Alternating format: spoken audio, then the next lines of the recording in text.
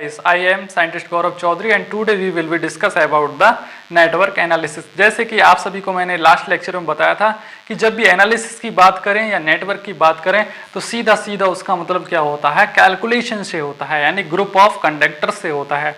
तो आज हम बात करते हैं नेटवर्क की। नेटवर्क बोले तो नेटवर्क से आप क्या समझते हैं? नेटवर्क मतलब ग्रुप ऑफ कंडक्टर्स, यानी कंडक्टर्स का ग्रुप। भाई नेट की जब भी बात करते हैं, नेट होता क्या है रियलिटी में? इस तरीके से आपने आपके घरों में नेट देखा होगा, तो इस तरीके से उसमें तार से पूरे होते हैं इस तरीके से। तो इसको क्या बोलते हैं? जाल। इसको क्या बोलते हैं आप? जाल। और जाल को हिंदी में क्या बोलते हैं? नेट। यानी कि ग्रुप ऑफ कंडक्टर्स, यानी कि मतलब इलेक्ट्रिकल वायर्स का एक जाल, इलेक्ट्रिकल वायर्स का नेट ही क्या कहलाता है? एक सर्किट। तो नेटवर्क को ही क्या बोला जाता है? दूसरा नाम सर्किट। ये एक दूसरे के क्या है? समान रूपी, समानार्थ शब्द है। मतलब पर्यायवाची आपने पढ़े होंगे हिंदी में, वही है ये। मतलब नेटवर्क बोलो या सर्किट बोलो, बात एक ही है। अब इन चीजों की जो कैलकुलेशन होती है, उस कैलकुलेशन को नाम किया जाता है भाई नेटवर्क है या सर्किट है। अब इसका हमें क्या करना है? कैलकुलेशन मतलब कैलकुलेशन बोले तो क्या मतलब, क्या समझते हैं कैलकुलेशन से आप? तो कैलकुलेशन का मतलब ये होता है, आपके घर में कंडक्टर लगे हुए हैं, मतलब घर में जैसे रूम के अंदर वायर हैं, ये फिटिंग तो होती ही है सभी के घरों में। फिटिंग ना भी हो वैसे भी तार लगा रखे होंगे, तो इधर से उधर को बहुत सारे वायर जा रखे होंगे। कहीं बल्ब के लिए जा रहा है, कहीं फैन के लिए जा रहा है, कहीं रेफ्रिजरेटर के लिए जा रहा है, तो कहीं हीटर, कहीं प्रेस, कहीं टीवी, कहीं एलसीडी, बहुत सारे वायर्स का एक जाल होगा आप सभी के घरों में। तो उस सभी का कैलकुलेशन करना है हमें। एक ग्रुप में टोटल करंट या टोटल वोल्टेज का पता करना है। और जब भी हम लोड की बात करें, लोड मतलब जो सारे अप्लायंसेस लगे हैं उन सभी को हम किससे दर्शाते हैं? रेसिस्टेंस से। हमेशा उस अप्लायंसेस को हम रेसिस्टेंस से दर्शाते हैं, तो उस रेसिस्टेंस को ही हम लोड बोलते हैं। ठीक है जी। तो उन सभी चीजों का कैलकुलेशन ही क्या कहलाता है? एनालिसिस। तो कैलकुलेशन का दूसरा नाम क्या हो जाएगा यहाँ से? एनालिसिस। तो हम किस चीज का एनालिसिस कर रहे हैं? नेटवर्क का एनालिसिस कर रहे हैं, मतलब नेटवर्क का कैलकुलेशन कर रहे हैं। तो जब भी ग्रुप ऑफ कंडक्टर्स की या जाल की बात होगी तो वो कहलाएगा सर्किट या नेटवर्क। ठीक है जी। और नेटवर्क का ही दूसरा नाम क्या होता है? सर्किट। और सर्किट का क्या होता है? हमेशा कैलकुलेशन, एनालिसिस। और तीसरा नाम क्या आता है? एनकाउंटर। ENCOUNTER, encounter. अब ये वो वाला एनकाउंटर नहीं है जो आप समझ रहे होंगे। ये एनकाउंटर हम सर्किट का एनकाउंटर कर रहे हैं। फिजिक्स के क्षेत्र में जब भी सर्किट को सॉल्व किया जाता है, कैलकुलेट किया जाता है, तो उस चीज को क्या बोला जाता है? Encounter of the circuit. मतलब सर्किट के वोल्टेज, करंट और रेजिस्टेंस को कैलकुलेट करना ही क्या कहलाएगा? कैलकुलेशन, एनालिसिस, एनकाउंटर या मेजरमेंट। मेजरमेंट भी तो उसी चीज को बोलेंगे भाई हम, मेजरमेंट। तो ये चार नाम क्या हो गए? कैलकुलेशन बोले, एनालिसिस बोले, एनकाउंटर बोले, मेजरमेंट बोले। तो ये सभी नाम कैलकुलेशन के ही समान रूपी हैं, पर्याय हैं। और नेटवर्क और सर्किट क्या होते हैं? एक चीज होते हैं। कभी कभी नेटवर्क को मैश बोल देगा, कभी कभी नेटवर्क को मैश बोल देगा, और कभी कभी नेटवर्क को ही लूप बोल देगा। मतलब ये सब एक ही चीज है, कभी कंफ्यूज नहीं होना है। कभी कंफ्यूज हो जाते हैं तो ये मैश बोले, लूप बोले, नेटवर्क बोले, सर्किट बोले, तो ये सब एक ही चीज है। और इन चीजों का कैलकुलेशन ही ये नाम होते हैं, कैलकुलेशन, एनालिसिस, एनकाउंटर या मेजरमेंट। ये तो हुआ बेसिक। अब आते हैं हम मेन पॉइंट पे कि हमारा आज का टॉपिक क्या है। ये तो मैंने आप सभी को बेसिक बताया, इन सभी को नोट करिए, स्टडी करिए और सर्किट को समझिए। फिजिक्स के अगर तैयारी कर रहे हैं, चाहे SSC जेई हो, चाहे UPPCL जेई हो, चाहे कोई भी जेई हो, UKSSC का जेई हो, कोई भी जेई हो, तो आज हम बात करते हैं नेटवर्क की डेफिनेशन की। तो जब भी हम नेटवर्क पढ़ते हैं तो उसकी डेफिनेशन क्या हो जाएगी? Any arrangement. अरेंजमेंट मतलब व्यवस्थीकरण, व्यवस्थीकरण। व्यवस्थीकरण से आप क्या समझते हैं? आपके घरों में जो इलेक्ट्रिकल वायर्स का एक समूह है, मतलब कहीं तो आपके रूम में पंखा लगा है, उसी रूम में आपका फैन लगा है, दूसरे रूम में पंखा, फैन, LCD वगैरह जो लगे हैं, वो एक व्यवस्थीकरण है। और वो सभी किससे जुड़े हैं? एक वायर से जुड़े हैं, वो वायर ही उनको चला रहा है, तो वह क्या है? व्यवस्थीकरण। Any arrangement of electrical energy sources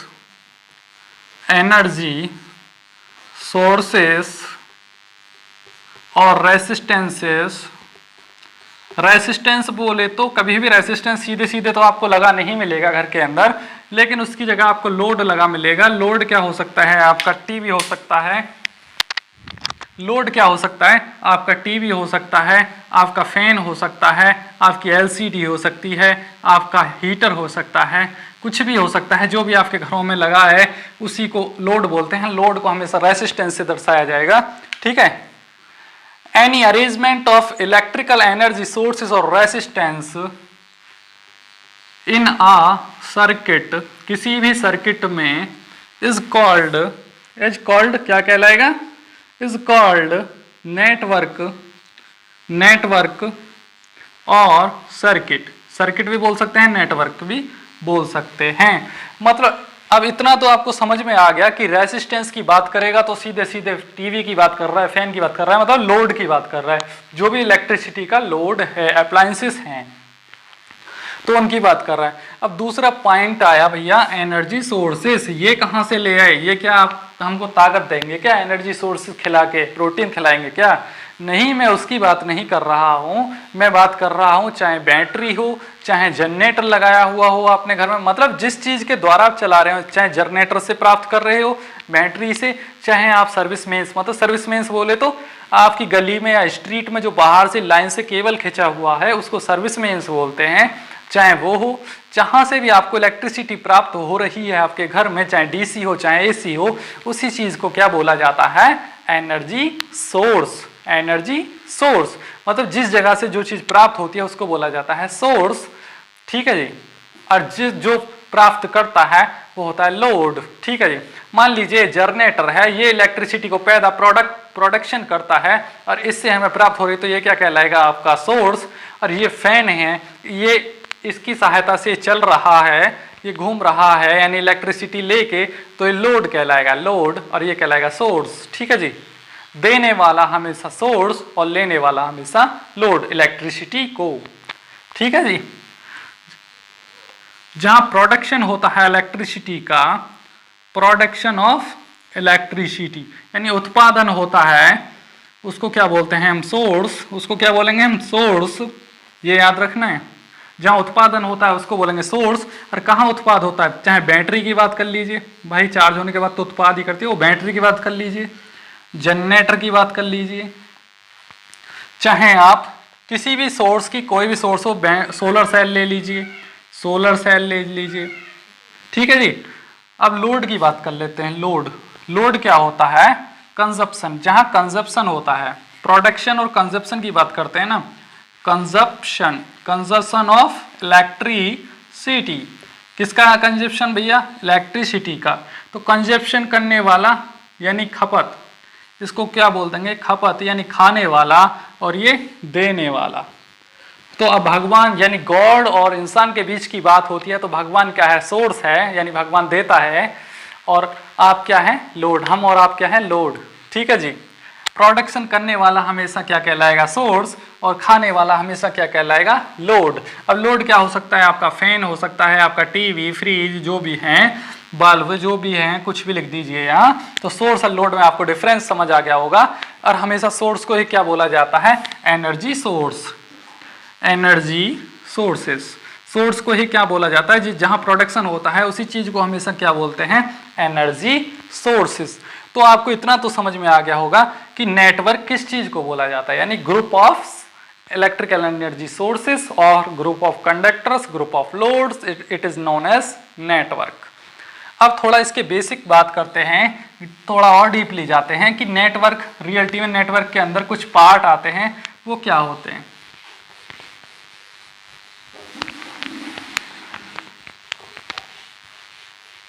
तो जब भी हम नेटवर्क को पढ़ेंगे तो नेटवर्क में चार शब्द आएंगे। सबसे पहला क्या आएगा? नोड। सबसे पहले क्या आएगा? नोड। उसके बाद आएगा आपका क्या? जंक्शन।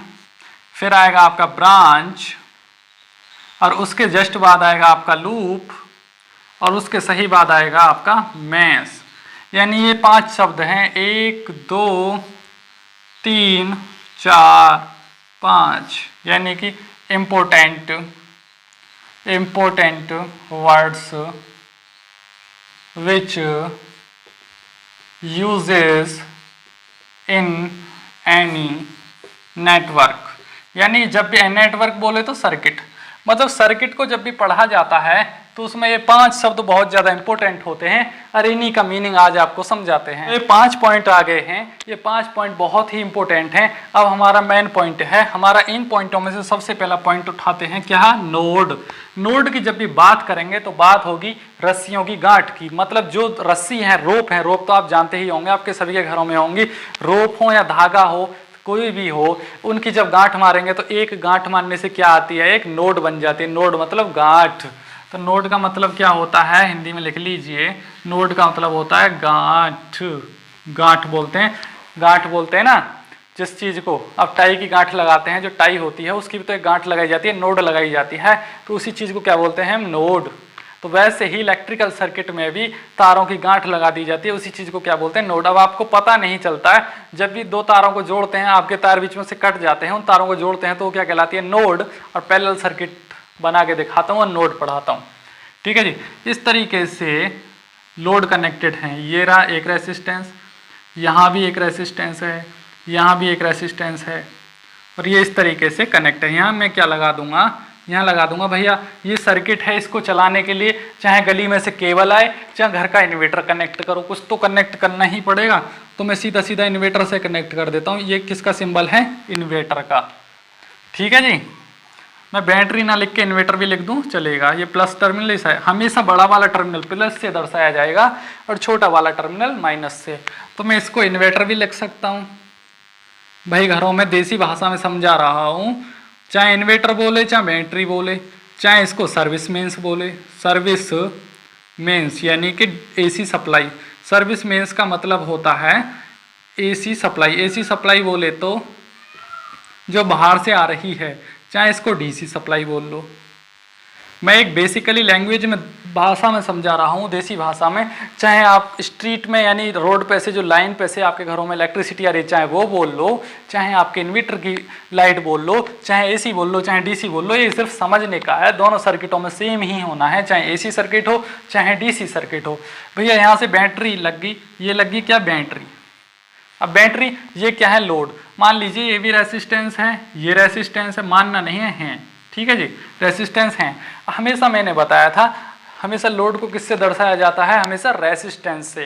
तो रेसिस्टेंस लिखा जाता है लोड। ये बल्ब भी हो सकता है, पंखा भी हो सकते हैं, चारों पांचों, कुछ भी हो सकता है, लोड कुछ भी हो सकता है। हमेशा उस लोड का प्रतिरोध लिखा जाता है और प्रतिरोध को आर से दर्शा दिया जाता है। जरूरी नहीं है प्रतिरोध लिखें, या फैन समझाने के लिए फैन, बल्ब, इस तरीके से भी लिख सकते हैं। हालांकि सर्किट में रेसिस्टेंस ही लिखते हैं, मैं आपको समझाने के लिए यहाँ बता रहा हूँ। या फैन भी हो सकता है, पैरेलल में बल्ब भी हो सकता है, पैरेलल सर्किट है, कुछ भी लगा सकते हो आप घरों में। जैसे तारों लगाते हैं ना रूम वगैरह में, सेम वैसा ही सर्किट है, सिर्फ समझने का मतलब है ये, ठीक है जी। अब क्या है, हमें पता करना है कि इस सर्किट में नोड कितनी है। एग्जाम में यही पूछेगा, इस तरीके का सर्किट बना के दे देगा और पूछेगा भैया बताइए कि इस सर्किट में नोड कितनी है। ये कुछ भी नहीं लिखा मिलेगा, सिर्फ इस तरीके से एक सर्किट बना मिलेगा। पूछेगा कि नोड बताइए इस सर्किट में नोड कितनी है। तो नोड का मतलब क्या होता है, वेयर टू और more electrical elements, where two or more electrical elements is connected is known as क्या कहलाएगी आपकी, नोड। नोड मतलब गांठ। भाई जब दो रस्सियों की गांठ लगती है, 3 की लगा लो 10 की लगा लो, कहलाएगी तो गांठ ही। बेसिकली सबसे छोटी वाली गांठ 2 रस्सियों की लगती है।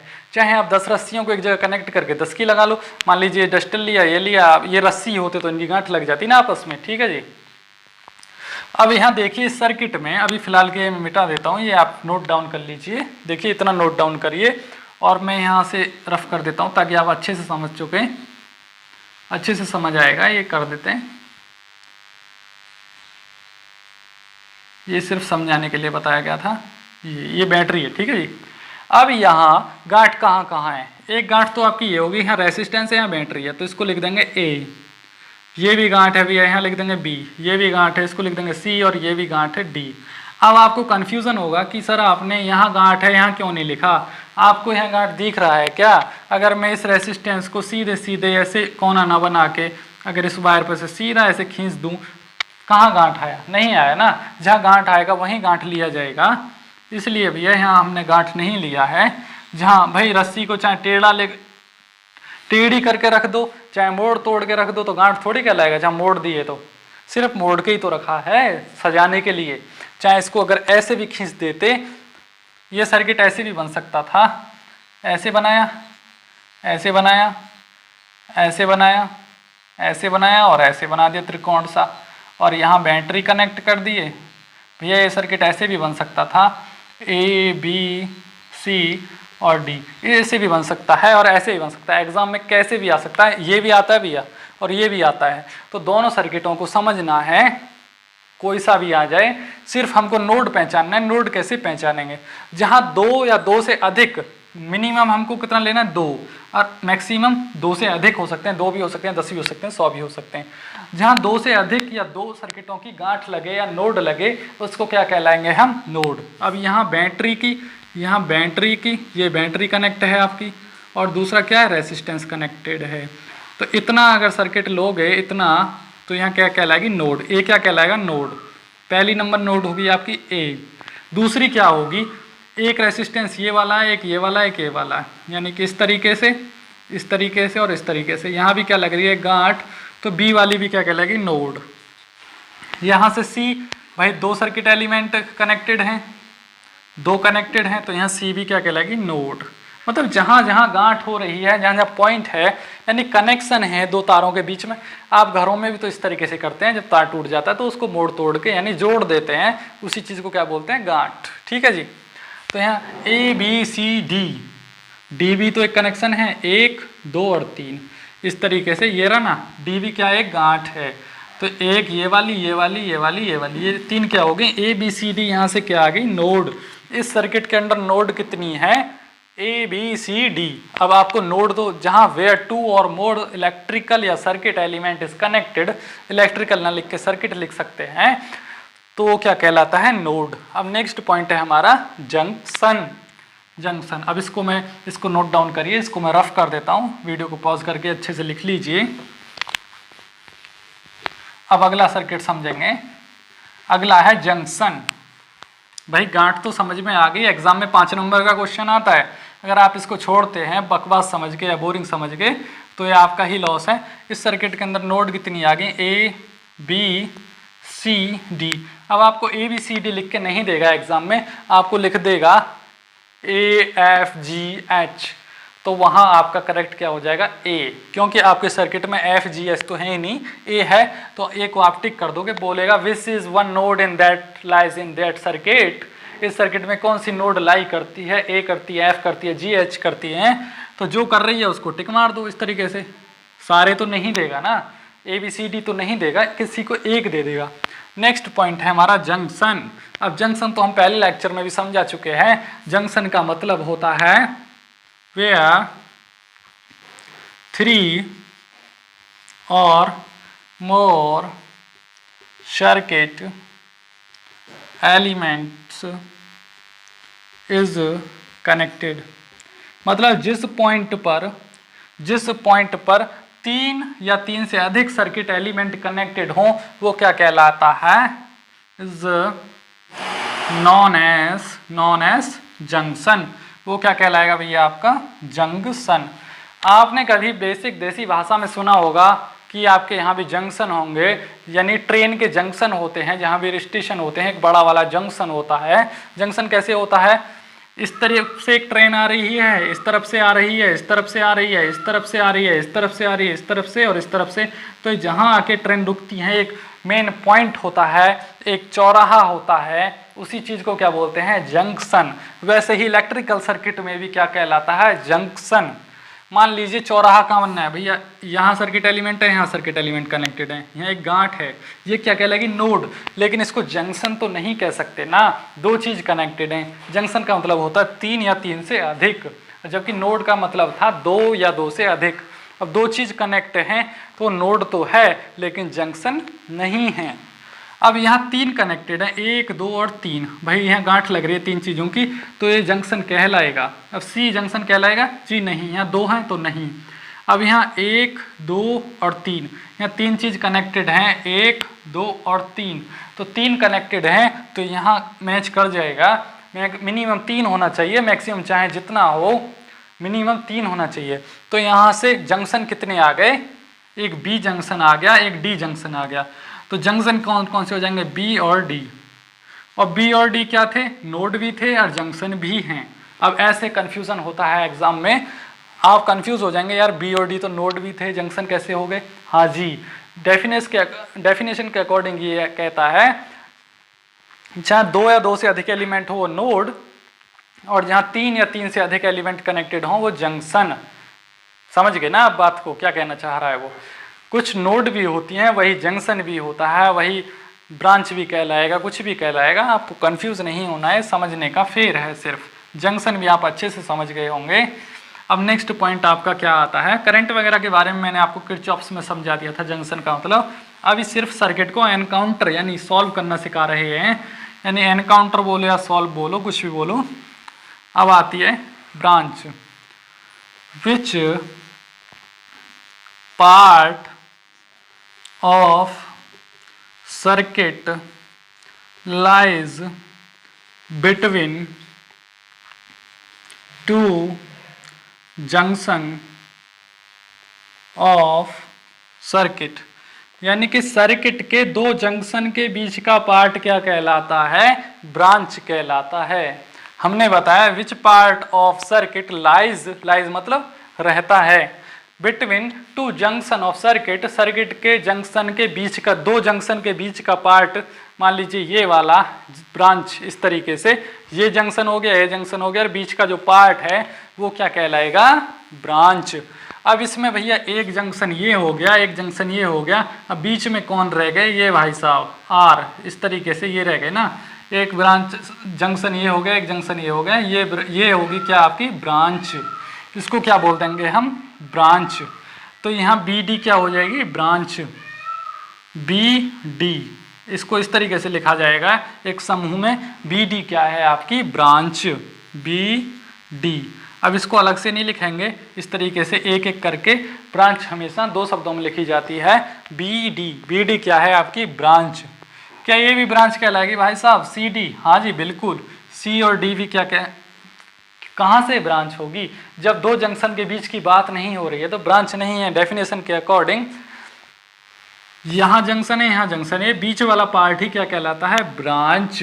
अब भैया यहाँ तो जंक्शन नहीं है, यहाँ भी जंक्शन नहीं है, तो ये बीच वाला पार्ट ब्रांच नहीं कहलाएगा, ये भी नहीं कहलाएगा। सिर्फ इस सर्किट के अंदर कितनी ब्रांच है, एक ब्रांच है जिसको कहते हैं बी डी।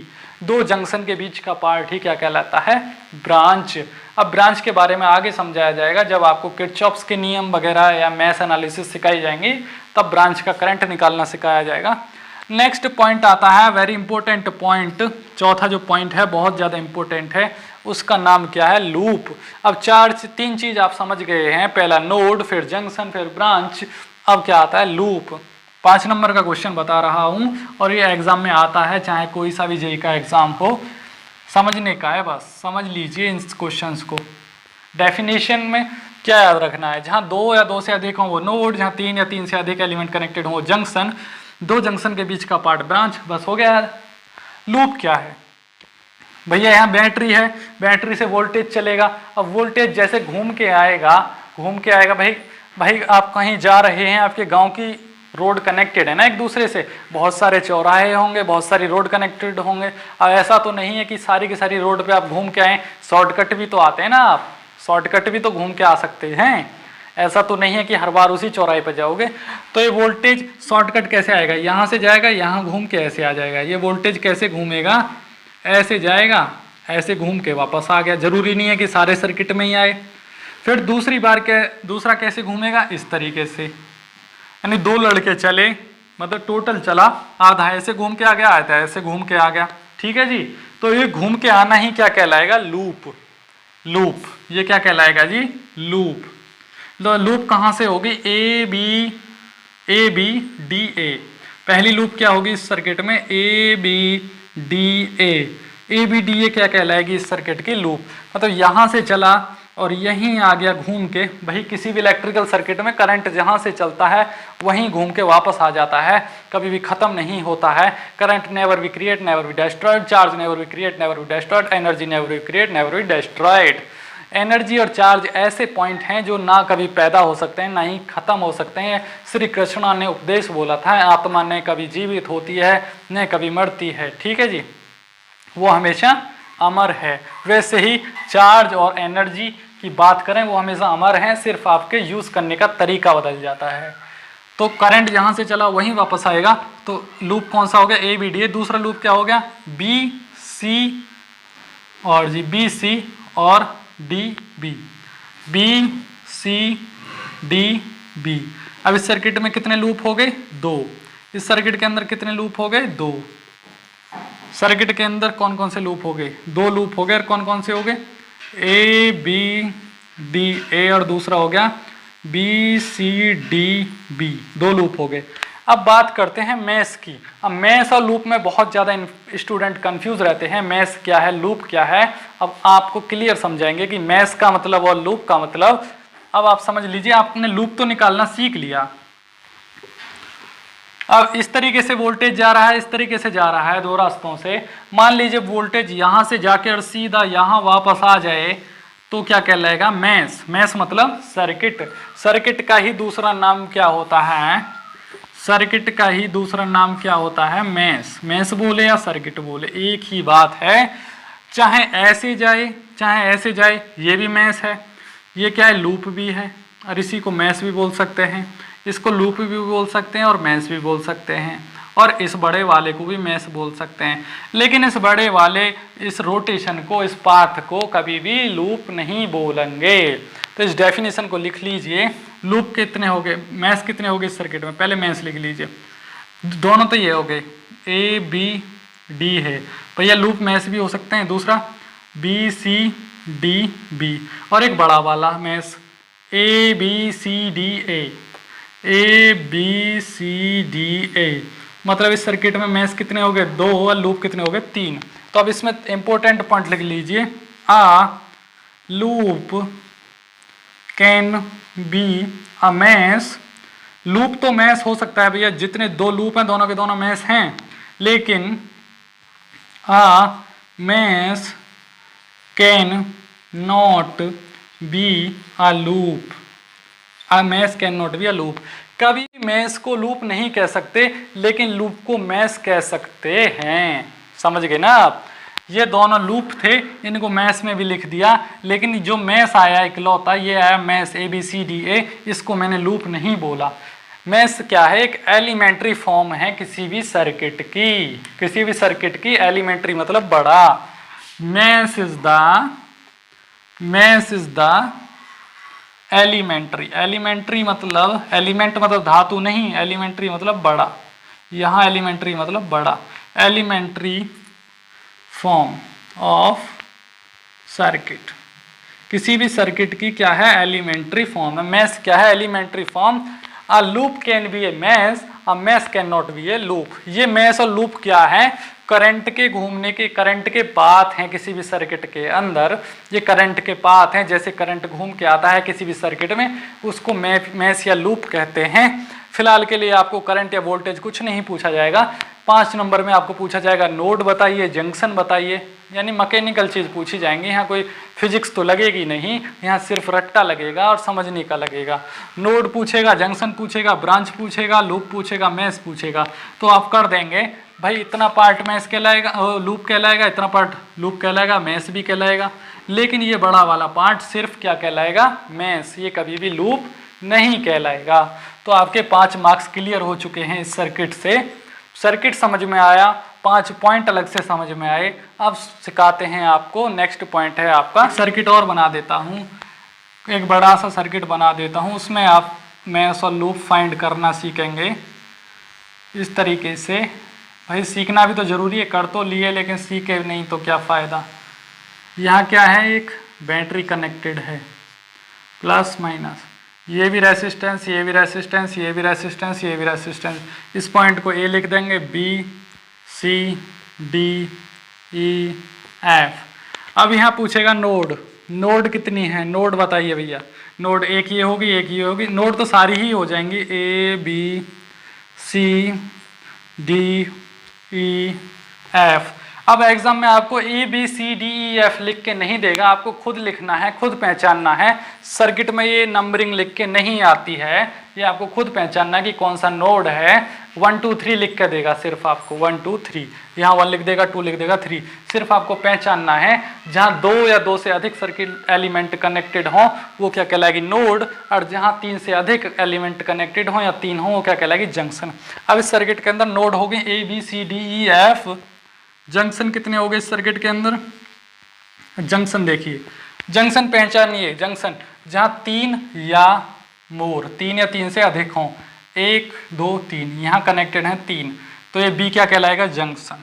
दूसरा जंक्शन कहाँ है, 1 2 3, सी क्या है, जंक्शन। भाई 3 या 3 से अधिक है ना, 1 2 नहीं, जंक्शन नहीं है।